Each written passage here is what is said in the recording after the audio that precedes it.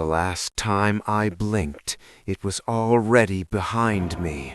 I didn't hear footsteps. I didn't feel its breath.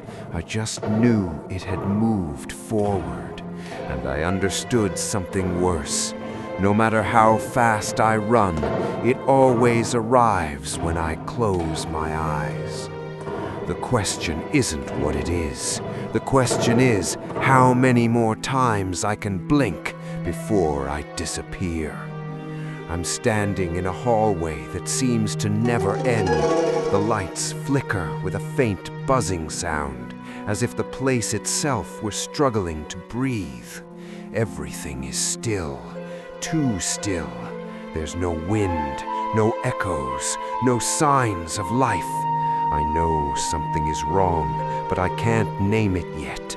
I feel that primitive unease that comes before fear, when the body detects an error the mind hasn't understood yet. My eyes burn, not from exhaustion, but from an inexplicable tension. I try to keep them open, but blinking comes without permission. It's a minimal reflex, a fraction of a second. When I open my eyes again, the hallway is no longer the same. Something has changed. I don't know what, not yet. At the end of the hallway, there's a silhouette. It wasn't there before. It's human, or at least it looks like it. It doesn't move. It doesn't react. It stands upright, rigid, like a poorly cut photograph pasted onto reality. I don't feel relief when I see it. I feel something worse, the certainty that it shouldn't be there. I convince myself it's an illusion. Fatigue can do worse things. I swallow hard. I take a deep breath. I blink again just to confirm that it isn't moving. When I open my eyes, the distance has shortened. Not much, but enough. The figure is closer, and I heard absolutely nothing. I don't think it. I know it, as if that knowledge had always been inside me. It only moves when I'm not looking at it. It doesn't run. It doesn't walk. It doesn't crawl. It advances through the empty space left by the blink, in that microsecond where I stop existing to the world. I start backing away without taking my eyes off it. Every step is clumsy. The hallway seems to stretch, to warp. It doesn't matter how much I move. The distance between us isn't measured in meters, but in remaining blinks. My eyes burn again, this time much worse. I understand something that freezes my blood. It isn't chasing me, it's waiting for me. Every second with my eyes open is a truce, every blink a concession, and my body was never designed to win this war. My eyelids tremble. I don't know how much longer I can hold on. And as the burning becomes unbearable, I think of something even more terrifying than the figure in front of me. If it only moves when I'm not looking at it, what happens when I finally can't open my eyes again? I don't know how long it's been since I last blinked. The burning is no longer an annoyance, it's a constant punishment. My eyes throb as if they had a pulse of their own. The man is still there, motionless, occupying the space that used to be empty. He hasn't moved yet. I understand now that this isn't about mental resistance, but physical endurance. The body always fails first. Without taking my eyes off him, I search my memory for answers. I remember files, old articles, forgotten medical reports, scattered cases across different decades, abandoned hospitals, long corridors, people describing the same thing, a figure that only advanced when no one was watching. They weren't legends, they were warnings. The first clear record appears in the year 1931. A European sanatorium shut down after a series of inexplicable collapses. The The patients didn't scream. They didn't fight. They only begged not to be forced to close their eyes. The reports end with the same repeated phrase: the subject disappeared during the night. I discover the pattern too late. They all tried the same thing I'm doing, not sleeping, holding their gaze, buying time. But the body breaks, the eyelids weigh tons, vision blurs, and when the mind begins to shut down, blinking is no longer a voluntary act, it's an inevitable betrayal. The man is closer now. I didn't blink, I'm sure of it, and yet the distance has shortened. I understand something new and terrifying. He doesn't only move when I close my eyes, he also moves when my focus slips, when I hesitate, when exhaustion starts to win. I begin to notice something strange about his form. He isn't identical to me, but he isn't completely different either. His posture mirrors mine. His silhouette repeats my movements with an impossible delay, as if he were rehearsing, as if every advance were a correction. I remember one last sentence buried among burned documents and incomplete testimonies. When it gets too close, it no longer wants to kill you. In that moment, I understand I'm not running from Beth, I'm running from something worse. And as the burning becomes unbearable, I think of something even more terrifying than the figure in front of me. If it only moves when I'm not looking at it, what happens when I finally can't open my eyes again? My eyes tremble once more. The figure now fills almost the entire hallway, and as I struggle to keep my gaze fixed, a thought cuts through me with absolute clarity. If it didn't come to kill me, then it came to stay. I can no longer calculate the distance between us, not because he's too close, but because space itself has stopped behaving the way it should. The hallway seems to fold in on itself. Every time I breathe, I feel like the air belongs to me a little less. He remains motionless, but his presence carries weight. He doesn't move closer. The world rearranges itself for him. I make a minimal mistake. I don't close my eyes. I only shift my gaze for an instant, just long enough for the burning to ease. When I focus on him again, the figure is dangerously close. There was no sound, no transition. I understand that he doesn't need a full blink. It's enough for me to stop paying attention. Another record surfaces in my memory. The year 1974. A police station shut down in South America. An officer stayed awake for more than 4 days, guarding a hallway. The cameras recorded no movement at all, and yet, in the final footage, the man is standing there, occupying the guard's place. I begin to understand the pattern. He doesn't move to reach me, he advances to replace me. Each invisible step is an adjustment, a correction. The space I stop occupying when I blink, he claims. This isn't a pursuit, it's a transfer. My legs tremble, not from fear, but from exhaustion. My eyes no longer burn, they hurt. The pain becomes constant, deep, impossible to ignore. I know I'm not going to win this battle through willpower.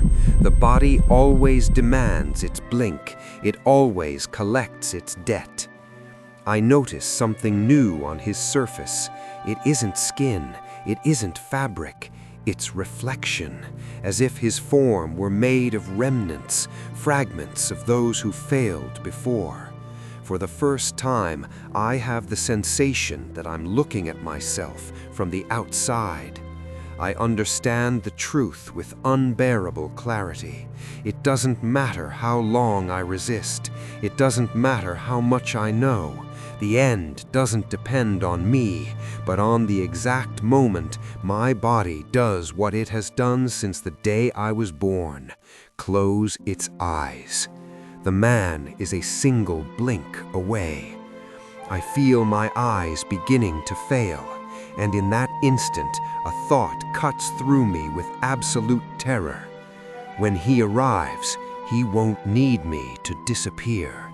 He'll only need me to stop being me.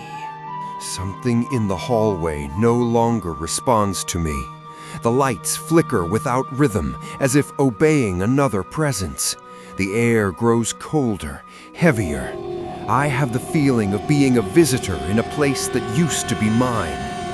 He remains still, but now he occupies the center of everything.